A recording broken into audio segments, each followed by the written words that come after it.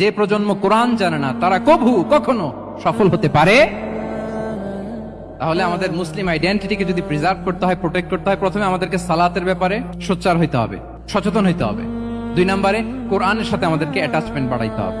কোরআন যেমনি বিশুদ্ধভাবে আমার আবৃত্তি করতে, তেলাওয়াত করতে জানতে হবে, আবার কোরআনের রিফ্লেকশন গুলো, কোরআনের শিক্ষাগুলো আমাদেরকে জানতে হবে। 3 নম্বর হচ্ছে হালাল হারাম কনসার্ন।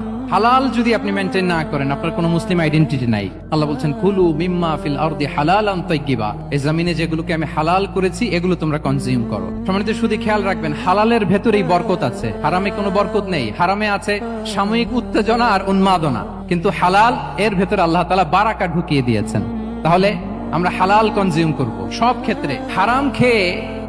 হারাম কনজিউম করে যে ব্যক্তি দোয়া করে, যারা হারাম খায় তাদের দোয়া আল্লাহ কবুল করে না, এবং হারাম খেয়ে বর্ধিষ্ণু দেহ আল্লাহর জান্নাতে প্রবেশ করবে না। লা ইয়াদখুলুল জান্নাতা জাসাদুন গুযিয়া বিল হারাম। হারাম খেয়ে যে দেহ নাদুস নুদুস হয়েছে, ওই দেহ কখনো আল্লাহর জান্নাতে প্রবেশ করবে না। এজন্য খবরদার, আমাদের সবকিছু আমরা হালাল দিয়ে সাজাবো।